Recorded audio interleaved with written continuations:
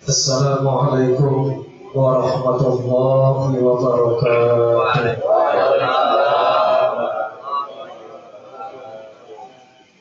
Alhamdulillahi rabbil alamin wal 'aqibatu lil muttaqin wa la 'udwana illa 'alal zalimin. Allahumma shalli wa sallim ala sayyidina Muhammadin wa ala alihi wa sahbihi ajma'in. Ilahi anta maksudi wa ridha matlubi a'tini mahabbataka wa ma'rifataka. Bapak-bapak, ibu-ibu, jemaah pengajian malam Jumat yang insyaallah pada kesempatan malam hari ini kita semua dimuliakan oleh Allah Subhanahu wa taala. Sebelum kita ngaji, mari kita berdoa memohon kepada Allah semoga duduknya kita di majelis ini mendapat ridho dari Allah Subhanahu wa taala, dan semoga ilmu yang akan kita pelajari menjadi ilmu yang bermanfaat bagi kita semua. Ikuti saya pada itu semua. Bismillahirrahmanirrahim. Allahu hadiri, Allahu nadiri, Allahu syahidun alayya, Allahu ma'i, Allahu mu'ini, wa huwa bi kulli syai'in muhit. Rabbi zidni ilman nafi'an warzuqni fahman wasi'an bi rahmatika ya arhamar rahimin. Amin ya Allah ya Rabbal alamin. Malam hari ini kita akan tabaruk kitab Durratun Nasihin. Tapi sebelum itu mari kita bacakan surat Al-Fatihah. Semoga penulis kitab Durratun Nasihin diberikan tempat yang mulia di sisi Allah Subhanahu wa taala. Khususan ila hadratil mu'allif hadzal kitab Asy-Syaikh Utsman bin Hasan bin Ahmad Asy-Syakir Al-Fawdawi bi barakatil Qur'an lahu Al-Fatihah. A'udzu billahi minasy syaithanir rajim. Bismillahirrahmanirrahim. Alhamdulillahi rabbil alamin. Ar-Rahmanir Rahim. Maliki yaumiddin. Iyyaka na'budu wa iyyaka nasta'in. Ihdinas siratal mustaqim. Shiratal ladzina an'amta 'alaihim ghairil maghdubi 'alaihim waladdallin. Amin ya Allah ya Rabbal alamin. Semoga dikabulkan oleh Allah Subhanahu wa taala.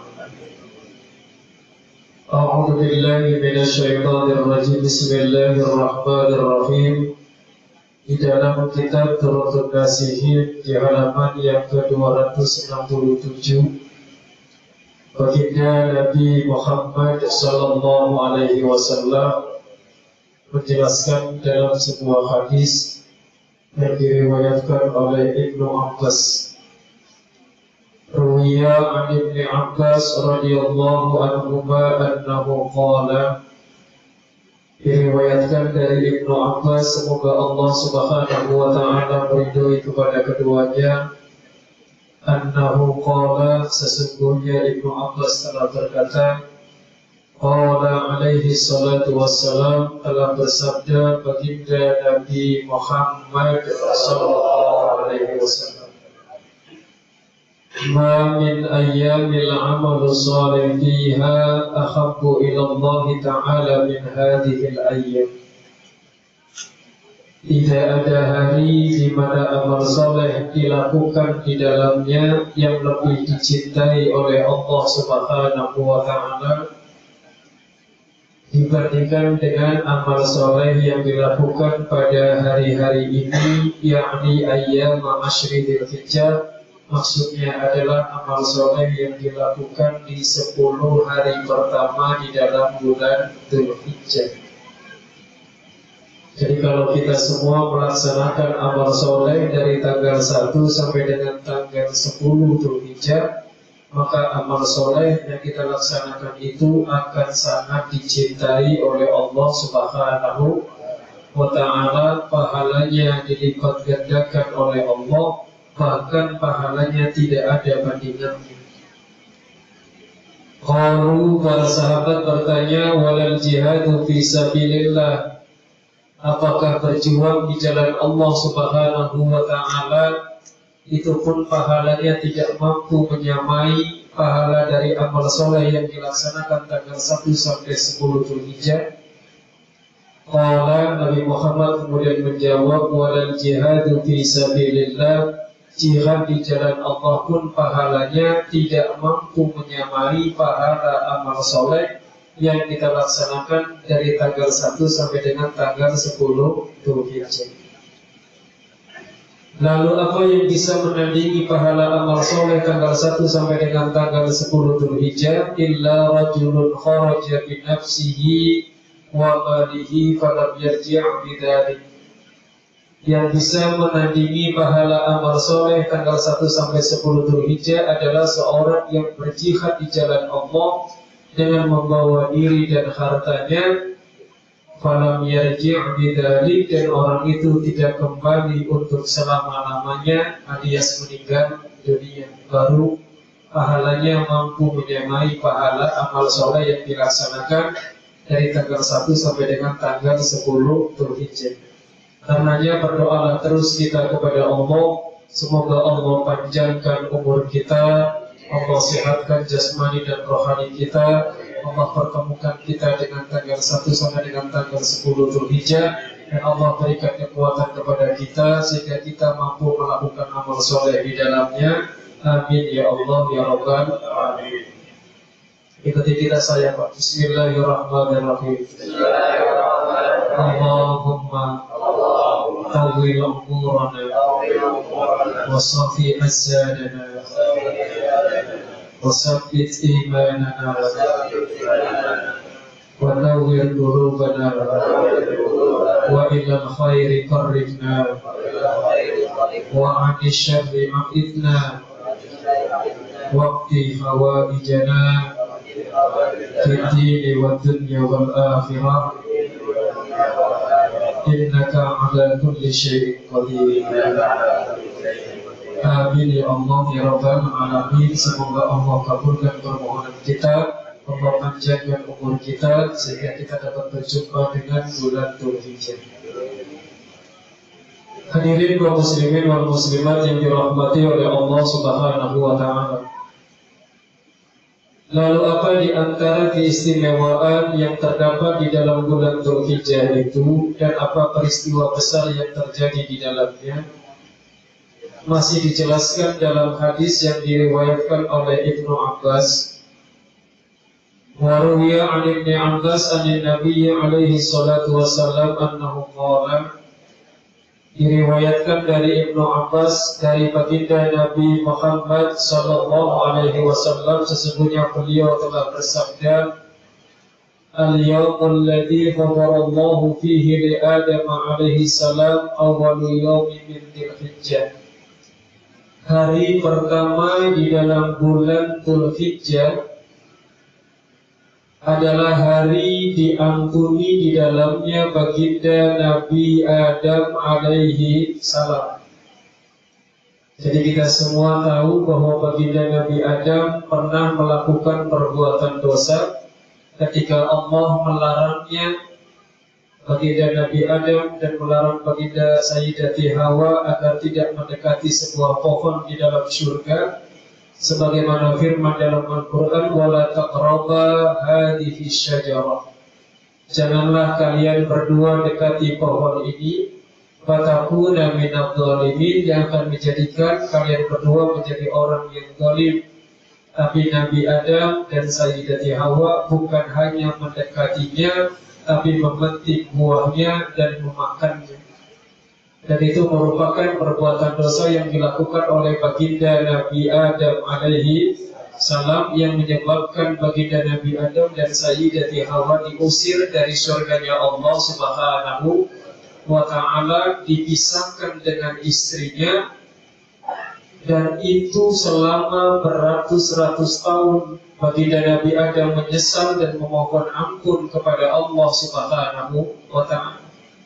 Bayangkan oleh kita, coba, Satu dosa cuma metik buah di dalam surga, memakannya, kemudian menyebabkan diusir dari surganya Allah, mohon ampun kepada Allah selama ratusan tahun, dan belum mendapatkan ampunan dari Allah Subhanahu wa ta'ala. Baru ketika fatalaqqa Adamu min rabbih kalimatin fataba alaihi, begitu Nabi Adam ditamkin oleh Allah, mendapatkan pengajaran dari Allah Subhanahu wa ta'ala, baru diterima taubatnya oleh Allah Subhanahu wa ta'ala. Dan Nabi Adam diajarkan doa kepada Allah, Rabbana zalamna anfusana wa illam taghfir lana wa tarhamna lanakunanna minal khasirin. Bersama-sama, Rabbana zalamna anfusana wa illam taghfir lana wa tarhamna lanakunanna minal khasirin. Lagi, wa illam taghfir lana wa tarhamna lanakunanna minal khasirin. Begitu Nabi Adam membaca doa itu terus-menerus, baru kemudian mendapatkan ampunan dari Allah Subhanahu, dan itu kurang lebih sekitar 200 tahun baru diampuni dosanya oleh Allah. Bayangin oleh kita, satu dosa berapa tahun? 200 tahun. Makanya saya pesan sama Bapak, banyakin baca doa tadi, biar semua dosa-dosa kita diampuni oleh Allah Subhanahu wa ta'ala. Jadi diampuni tanggal berapa, Pak? 1 Dzulhijjah. 1 apa? Dzulhijjah. Sehingga kata baginda Nabi Muhammad SAW, man shoma dzalikal yaum, siapa orang yang berpuasa pada tanggal 1 Dzulhijjah, ghafarallahu lahu kullu dzambin, maka Allah akan mengampuni semua dosanya. Jadi boleh berpuasa Dzulhijjah dari mulai tanggal 1 Dzulhijjah. Kalau tanggal 1 Dzulhijjah Bapak berpuasa, maka jaminannya Bapak akan diampuni semua dosanya oleh Allah Subhanahu wa ta'ala. Wal yaum tsani, dan hari yang kedua, istajaballahu doa Yunus alaihi salam, adalah hari di mana diijabah, dikabulkan doa Nabi Yunus alaihi salam. Fa akhrajahu min batnil hut, dan Allah mengeluarkannya dari perut ikan yang memakannya. Ini juga pelajaran bagi kita bahwa Nabi Yunus itu diperintahkan oleh Allah berdakwah di kaumnya. Tetapi kaumnya membangkang terhadap ajakan Nabi Yunus, tidak mau taat kepada Allah Subhanahu wa ta'ala, bahkan mengolok-olok dan mengejek Nabi Yunus alaihi salam, sehingga menyebabkan Nabi Yunus kemudian pergi dari kaumnya, meninggalkan kaumnya, padahal tugas dakwahnya belum selesai. Begitu pergi dari kaumnya, naik sebuah kapal, ternyata di kapal itu penuh, sehingga andaikan tidak ada yang diturunkan salah satu, maka kapal bisa tenggelam. Lalu kemudian diadakanlah pengocokan pengundian nama-nama yang ada di kapal, tapi ternyata begitu diundi yang keluar nama baginda Nabi Yunus alaihi salam. Karena yang keluar baginda Nabi Yunus, orang-orang kocok lagi kalau begitu, karena mereka berharap jangan sampai Nabi Yunus yang dilemparkan. Dikocok lagi yang kedua, keluar lagi nama Nabi Yunus alaihi, sampai ketiga tetap yang keluar nama baginda Nabi Yunus alaihi salam. Akhirnya mau gak mau kemudian dilemparkan ke tengah laut. Begitu dilemparkan ke tengah laut, langsung disambar oleh ikan yang sangat besar, dimakan oleh ikan itu, masuk ke dalam perut ikan, kemudian dibawa ke dasar laut yang paling dalam, kemudian melewati tengah malam. Lalu Nabi Yunus baru sadar dengan kesalahannya, sehingga beliau berdoa, La ilaha illa anta subhanaka inni kuntu minadh dhalimin. Bersama-sama, La ilaha illa anta subhanaka inni kuntu minadh dhalimin. Bapak yang puji, La ilaha illa anta subhanaka inni kuntu minadh Maka bapak yang merasa dosanya banyak, baca doa ini juga nggak apa-apa. La ilaha illa anta subhanaka inni kuntu minadh dhalimin.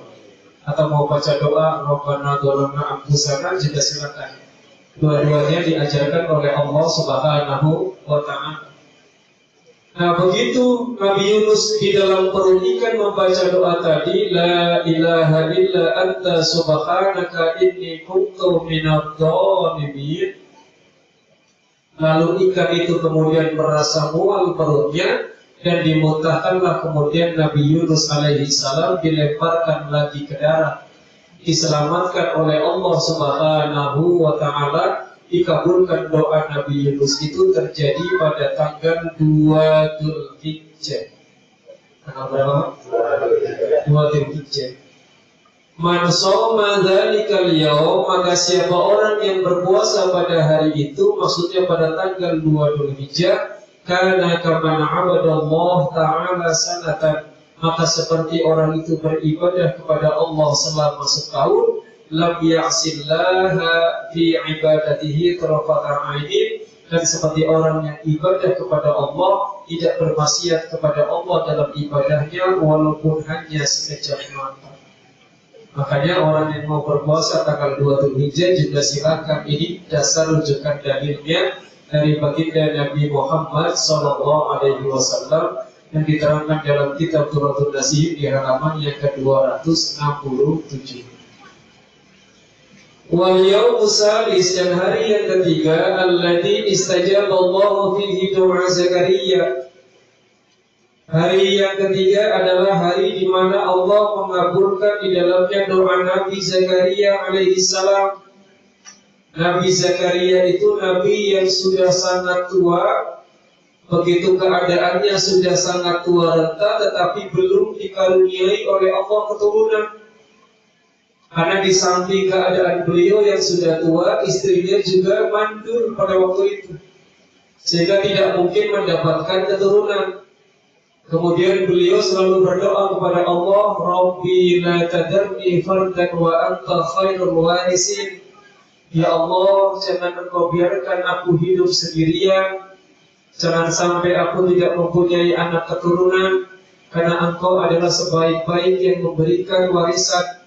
Makanya kemudian doa terus kepada Allah Subhanahu wa Ta'ala. Keadaannya sudah tua renta, istrinya mandul, tapi kemudian dikabulkan oleh Allah Subhanahu wa Ta'ala. Istrinya kemudian mengandung. Man shoma dzalikal yaum istajaballahu do'aahu, maka siapa orang yang berpuasa tanggal 3 Dzulhijjah, maka doanya akan dikabulkan oleh Allah Subhanahu wa Ta'ala. Paham sampai sini, Pak? Lanjut apa tidak? Itu yang keberapa? Yang ketiga. Wal yaumur rabi'u, dan hari yang keempat, al yaumul ladzi wulida fihi Isa alaihi salam.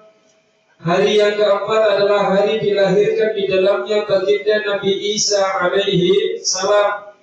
Man shoma dzalikal yaum nafallahu anhul ba'sa wal faqra. Siapa orang yang berpuasa pada tanggal 4 Dzulhijjah, maka orang itu akan dijauhkan dari yang namanya kesusahan dan kefakiran.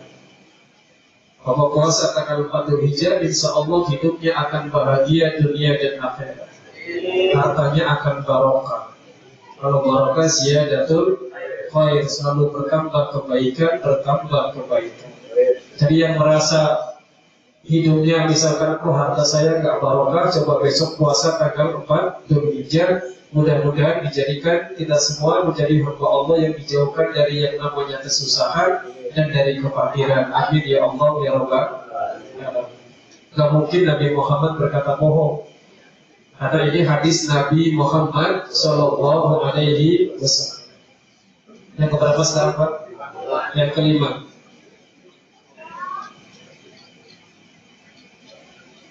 Wal yaumul khamisu, dan hari yang kelima, al yaumul ladzi wulida fihi Musa alaihi salam. Hari yang kelima adalah hari di dalamnya dilahirkan baginda Nabi Musa alaihi salam. Man shoma dzalikal yaum, siapa orang yang berpuasa pada hari itu, maksudnya pada hari kelima Dzulhijjah, bari'um minan nifaq, maka orang itu akan terbebas dari sifat nifaq, au min adzabil qabri, dan akan dibebaskan dari yang namanya azab kubur. Jadi apa? Ingin bebas dari azab kubur, salah satu caranya adalah puasa tanggal 5 Dzulhijjah. Mudah-mudahan Allah berikan kekuatan kepada kita semua. Ingin dapat semua puasa dari tanggal 1 sampai dengan tanggal 9 Dzulhijjah. Terserah Bapak, yang penting saya sudah ngasih kuncinya. Bapak mau ngamalin, mau tidak, urusan Bapak. Tegas saya sebagai pengajar sudah menyampaikan hadis Nabi Muhammad Sallallahu Alaihi Wasallam. Yang keenam sekarang. Wal yawmu sadisu, dan hari yang keenam, al yawmul ladzi fatahallahu ta'ala lin nabiyhi fihi al khair. Hari yang keenam Dzulhijjah adalah hari di mana Allah membuka untuk nabinya kebaikan di dalam hari itu. Man shamahu, siapa orang yang berpuasa pada tanggal 6 Dzulhijjah, yang turullahu ilaihi birrahmah, maka Allah akan memandang orang itu dengan penuh kasih sayang, fala yu'adzabu ba'dahu abada, dan orang itu tidak akan mendapatkan siksa dari Allah setelah itu untuk selama-lamanya. Tanggal berapa tuh, Pak? Tanggal ke-6. Mau pilih yang mana, terserah. Yang ke-6 boleh ya. Yang pertama boleh. Yang ke-6. Wal yawmu sabi', dan hari yang ketujuh, al yawmul ladzi yukhlaqu fihi abwabu jahannam, adalah hari di mana di dalamnya ditutup pintu-pintu neraka jahanam.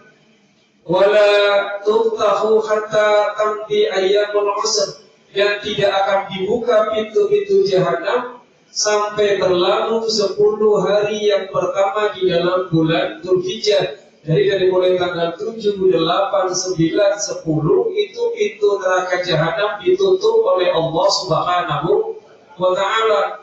Man shamahu, siapa orang yang berpuasa pada tanggal 7 Dzulhijjah, ahlaqallahu anhu salasina baban minal usr, maka Allah akan menutup untuk orang itu 30 pintu kesusahan, ditutup oleh Allah Subhanahu wa ta'ala. Wa fataha lahu salasina baban minal yusr, dan Allah akan membuka untuknya 30 pintu kemudahan. Jadi pengen kalau misalkan ada kita merasa kok hari-hari saya susah terus ya, pengen ini susah, pengen itu susah, pengen apa-apa susah, coba puasa nanti pada tanggal 7 Dzulhijjah, maka insya Allah ditutup kesusahan kita, dibuka kemudahannya oleh Allah Subhanahu wa ta'ala. Mudah-mudahan kita mampu mengamalkannya dalam kehidupan sehari. Lanjut Pak. Yang keberapa sekarang? Kelapa, seperti Bapak nggak tidur.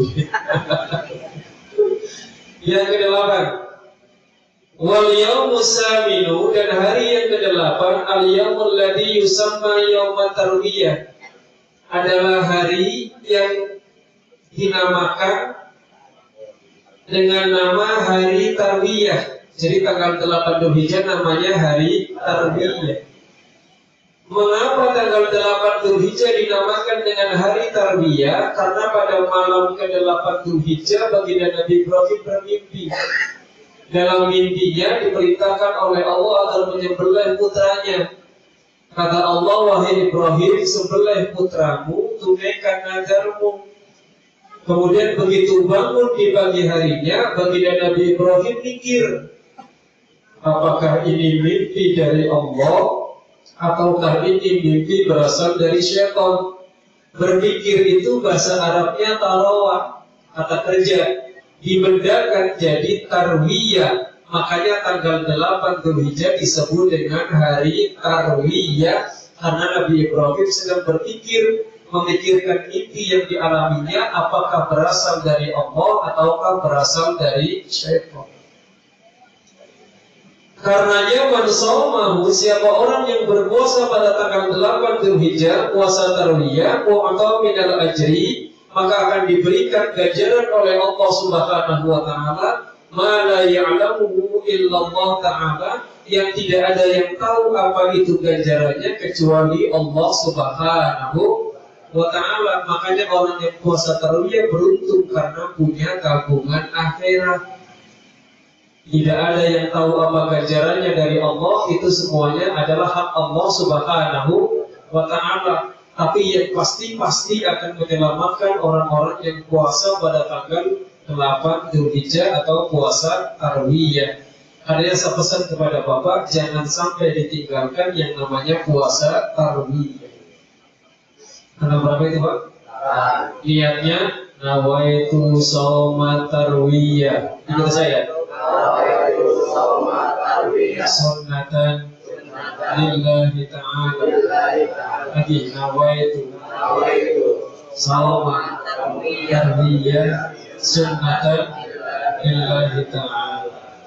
Jadi kenapa disebut tarwiyah? Karena Nabi Ibrahim masih berpikir apakah mimpinya dari Allah ataukah mimpinya dari syaitan.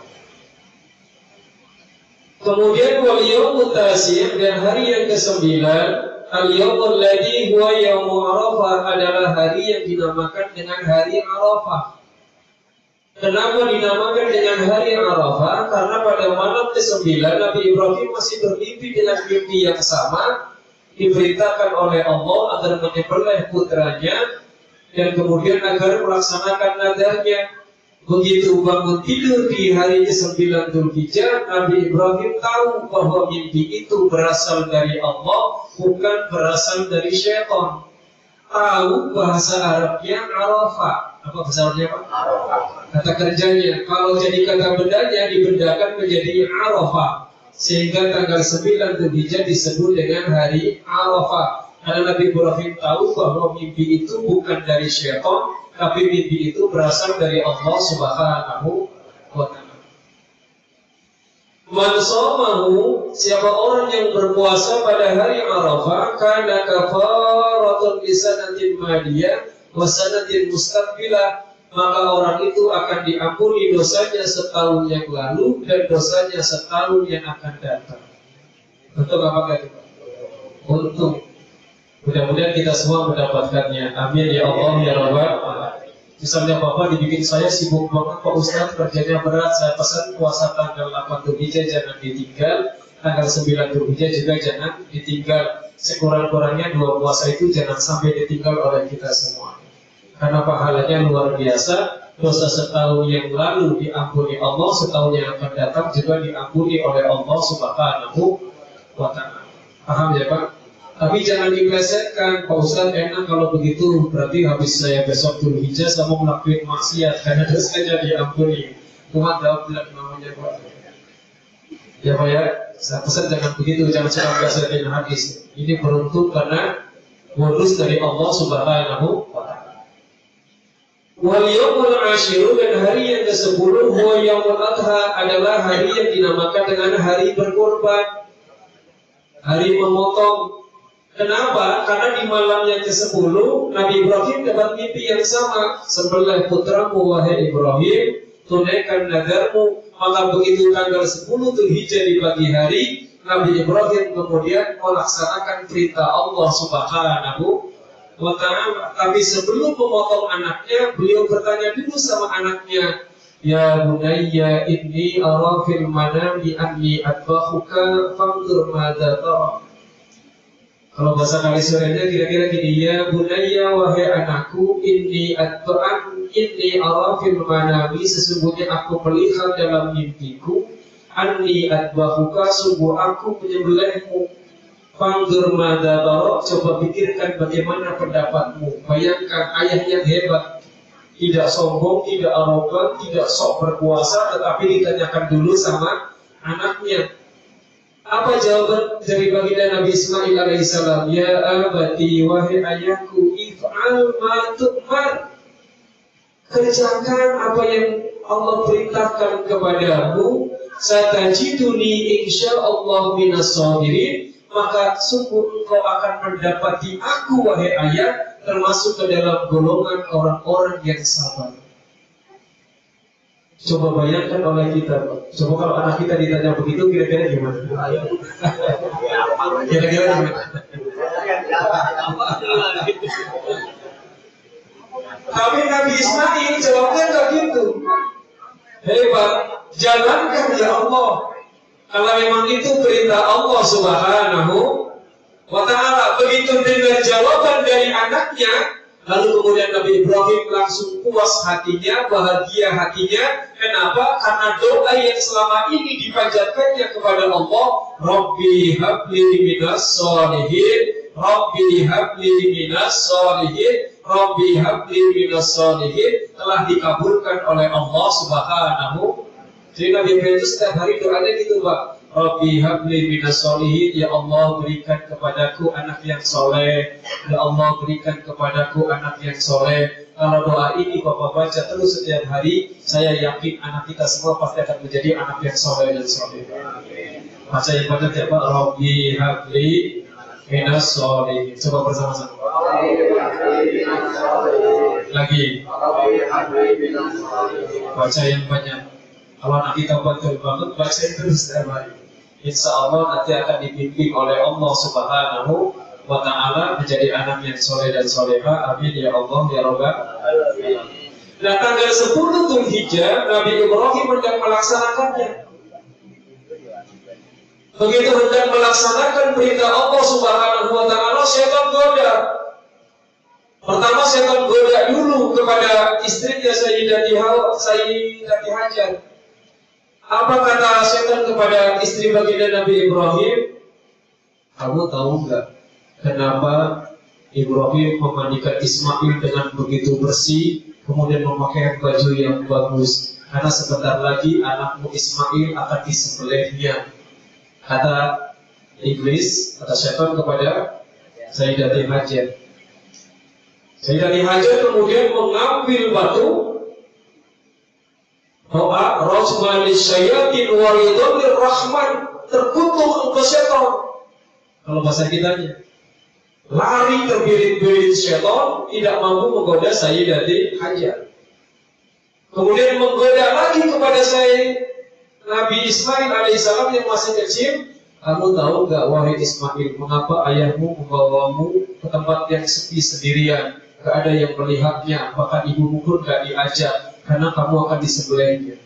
Apa Nabi Ismail yang dilakukannya? Ambil batu lagi, kemudian doa rajmanis syayatin wa ridwanir rahman, terbirit-birit lari setan karena dilempar oleh baginda Nabi Ismail alaihi salam. Terakhir kepada Nabi Ibrahim, wahai Ibrahim, mana ada Allah memerintahkan menyuruhmu untuk menyembelih putramu, padahal putramu adalah putra yang bertumbuh-tumbuh sekian lama. Setelah dikasih dan sudah besar bisa berusaha denganmu, malah Allah memerintahkan yang itu bukan dari Allah. Baginda Nabi Ibrahim dan ngomong cuma ngambil batu, dilemparkan ke setan, kena ke matanya, sampai kemudian mata setan menjadi buta, lari terbirit-birit. Makanya orang-orang yang melakukan ibadah haji diperintahkan agar melempar yang namanya jumroh ula, jumroh musto, dan jumroh akoba, karena nampak jelas dari godaan syaitan ketika goda kepada Nabi Ibrahim, Sayyidati Hajar, dan Nabi Ismail alaihi salam. Makanya orang yang pergi haji jangan cuma melempar doang. Kalau cuma sebatas melempar doang, tidak ada filosofinya, tidak bisa memahami hakikatnya, yang pulang haji biasa-biasa saja kelakuannya. Tapi kalau dia bisa memahami bahwa melempar jumroh itu adalah melempar syaitan, maksudnya adalah melempar semua sifat-sifat syaitania yang ada pada diri kita. Apa di antara sifat syaitania yang ada pada diri kita? Sombong, itu sifat syaitania. Ujub, rasa diri panik dari yang lain, sifat syaitania. Dengki kepada orang lain, kalau lihat orang lain maju gak senang, sifat syaitania. Ria, pengen dipuji sama orang lain kalau beramal, pengen dilihat, pengen dianggap sebagai orang yang hebat, orang yang termawar, orang yang ahli ibadah, orang yang pandai dan pintar. Kalau muncul semua sifat itu pada diri kita, sombong muncul, ujub muncul, ria muncul, dengki muncul, lempar ketika jumroh itu, buang semua sifat-sifat syaitania pada diri kita. Bulan haji jadi orang yang tawadu dan tadarru, merendahkan diri di hadapan Allah, sopan santun kepada sesama manusia. Jadi gampang Pak, kalau Bapak lihat orang kok masih sombong, masih ujung, masih adikum, merasa diri yang paling, itu tandanya wujudnya doang manusia, sifat setoniahnya masih ada dalam diri. Gak boleh. Setinggi apapun jabatan kita, itu titipan dari Allah. Sebanyak apapun harta kita, itu titipan dari Allah. Sebanyak apapun ilmu kita, itu titipan dari Allah. Hakikatnya semua yang kita miliki adalah titipan dari Allah. Karena titipan dari Allah jangan belagu. Jangan apa Pak?